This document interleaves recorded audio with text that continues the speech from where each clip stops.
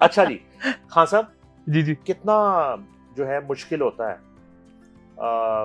घराने में आंख खोलना और उस लेगेसी को जो है वो कैरी करना। और शुजात अली खान जो है, आप तो इंडिया में भी झंडे गाड़ के आ गए और आपने जो है ना वैसे भी दुनिया के मुख्तलिफ ममालिक में परफॉर्म भी किया।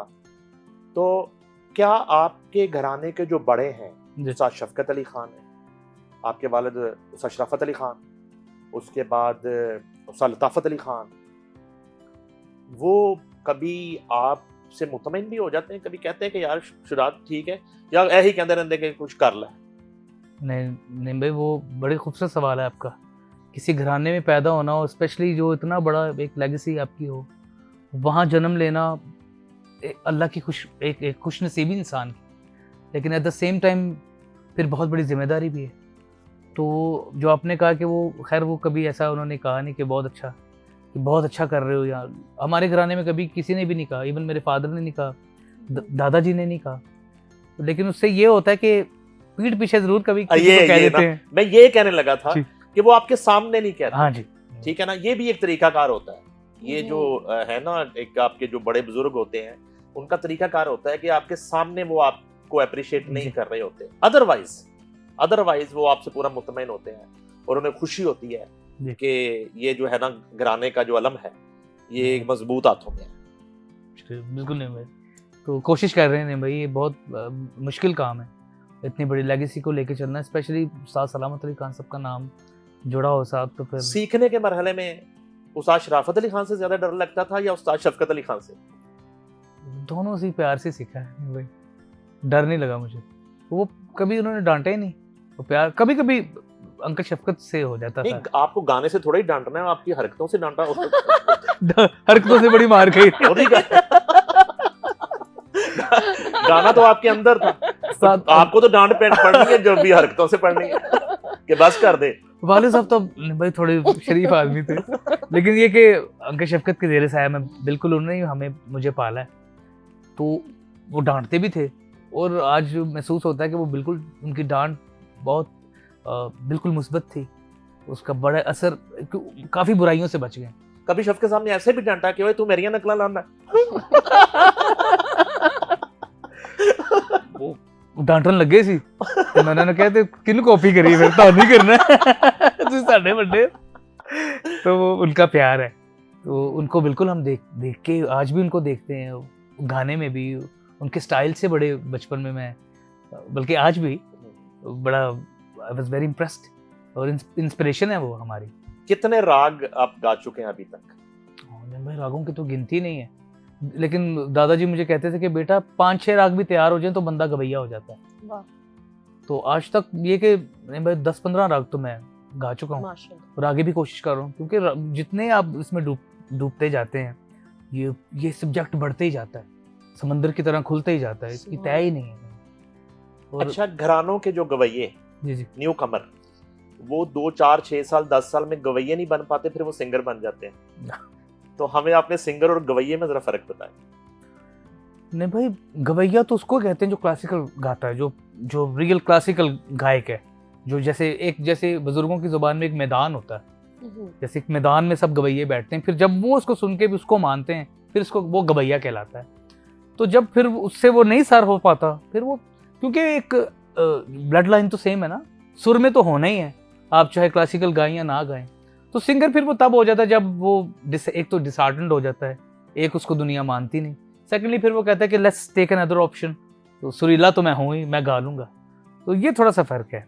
तो जो गवैया होता है वो समझ लें कि वो ऑथेंटिक है, वो मोर से गवैया बनता है, गवैयों की मोर हो तो बनता है। अच्छा, आज जो है वो शोज तो उस तरह नहीं हो रहे होते जी, ठीक है, और टीवी शोज या कॉन्सर्ट्स की भी बात करें तो पाकिस्तान के अंदर तो ऐसे ही बस रेयर ही कॉन्सर्ट्स हो रहे होते हैं, जिसमें तो किस तरह फिर आप सर्वाइव कैसे करती हैं? आपकी परफॉर्मेंस जो है निजी परफॉर्मेंस भी रहती है, जैसे कोई इवेंट्स होते हैं प्राइवेट, शादी ब्याह दीगर इवेंट्स होते हैं? जी, प्राइवेट इवेंट्स।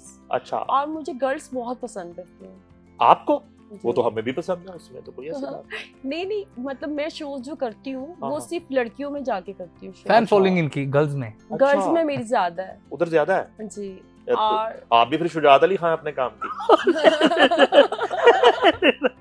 अच्छा, इन जैसी नहीं मैं बन सकती माशाल्लाह, इन्होंने तो बहुत मेहनत फैन की है। फॉलोइंग की बात कर रहा हूँ। जी जी। इन आप कंपैरिजन कर लें, अभी निकालें अकाउंट शुजात अली खान का, ज्यादा लड़कियों के कमेंट्स होंगे, लड़कों के भी होंगे, ठीक है, जी, लेकिन जी। मेल कम होंगे, फीमेल ज्यादा होंगे। ये माशाल्लाह एक और भी वजह है कि मुझे ऐसे लगता है, मैंने इनको जब भी पाया बहुत अच्छा और बहुत खानदानी पाया है। सिंगर्स में ऐसे सिंगर्स नहीं होते, मैं साफ बोल रही हूँ, लेकिन शुजात की मैं पीछे भी कमर के पीछे भी और मुंह पे भी बहुत इज्जत करती हूँ। आपने इनका वीडियो भी किया था, जो आपका डेब्यू था, सबसे पहला वीडियो था। जी, मेरी लाइफ का पहला वीडियो जो था मैंने खान साहब बिल्कुल का किया था। पुराना रिश्ता है वेरी गुड। निम्रीन के साथ फील्ड में जो हम आए जी, हैं। दोस्ती का। तो और उस टाइम वो वीडियो जो था बस कर लिया। अच्छा, लेकिन बड़ी मुश्किल से हुआ वीडियो, बहुत एक मुश्किल स्टोरी है वो आपको बाद में उसमें- बताऊंगा। नहीं ये उसमें बहुत छुप के किया। नहीं उसमें बहुत सारे झगड़े थे उस अच्छा। वीडियो के अंदर, और फिर मेरी चीजें नहीं मिल रही थी। उसके बाद फिर वो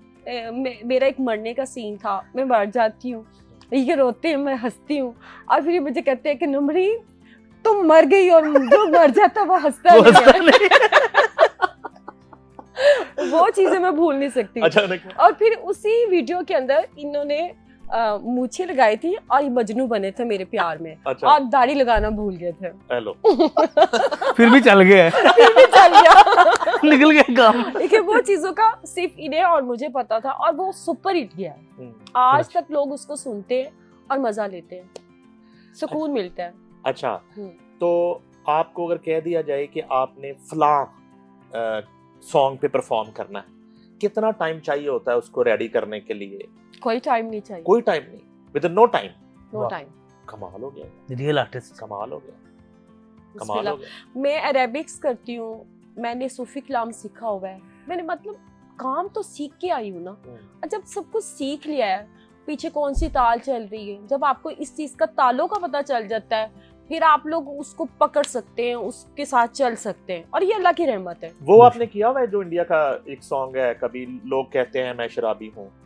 अच्छा, वो जब आप कर रही होती हैं तो वो एक उसमें पार्ट आता है, मैं पहले भी शो में एक दिन बात कर रहा था कि इससे आगे की अब दास्तां मुझसे सुन, तो कितने सारे लोग खड़े हो जाते हाथ खड़े, इससे आगे की अब दास्तां। वो गाना मैंने वो कभी कैसे किया लग ही रहा है? नहीं। किया ही नहीं? हाँ, आपने कहाँ से निकाल लिया, ये तो किया ही नहीं मैंने गाना। ये क्यों नहीं किया? वैसे आपने बताया, अब कर लूंगी, कोई मसला ये नहीं। करो किसी दिन प्लीज। करूंगी। नमरीन दिखेगा कौन? दास्तान को सुनाएगा। अच्छा, मुझे ना कभी वो समझ नहीं आती, वो कितने सारे लोग ही खड़े हो जाते हैं जी नहीं, इससे वो सब नु दास्तां यार। मैं एक चीज पब्लिक को बताना चाहूंगी। बताओ मैं public। मुझे काफी देर से स्टेज की ऑफर्स हो रही थी, अब स्टेज में बहुत अच्छा काम हो रहा है, जैसे मैं अज़ा की शायरी को बयान करती हूँ, तो मैं वहां पे गई, वहां पे एक सहाफी बैठे हुए थे, तो वो कहते ये नमरीन तो क्लासिकल है, आप पंजाबी गाने कैसे करेगी?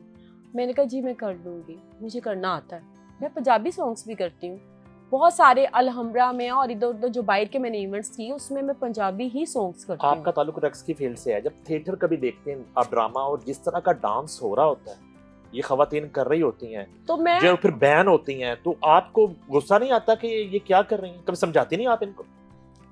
नहीं, मैं इनके लिए दुआ मांगती हूँ, अल्लाह उनको नेकी की हिदायत दे। पर वो लग नहीं रही उन्होंने, ये भी दुआ वो बैन हो जाती है ना भाई। इसके बारे में मैं डिस्कस नहीं कर सकती, लेकिन इतना बोलूंगी कि मैं उस काम को काम नहीं समझती जिसमें गंद आ जाए। भाई आपका शोबा है, आप बड़ा साफ सुथरा काम करती हैं, बिल्कुल। आप जी। अज़ा की शायरी वाला रक्स करती हैं, बिल्कुल। उसी शोबे में कुछ खवातीन वल्गैरिटी करती हैं, तो आप बात ही नहीं कर रही उसके ऊपर। क्यों नहीं करती? समझाए ना उनको। मैं जब भी मिलती हूँ मैं कहती हूँ अल्लाह पाक ने आपको टैलेंट दिया, आप उसको आगे लेके जाओ। वो शॉर्टकट मारती हूँ। अच्छा शॉर्टकट मारने वाले लोग पैसा तो कमा लेते हैं, नाम नहीं कमाते, अच्छा, बस ये वाह। फर्क होता है। कमाल हो गया।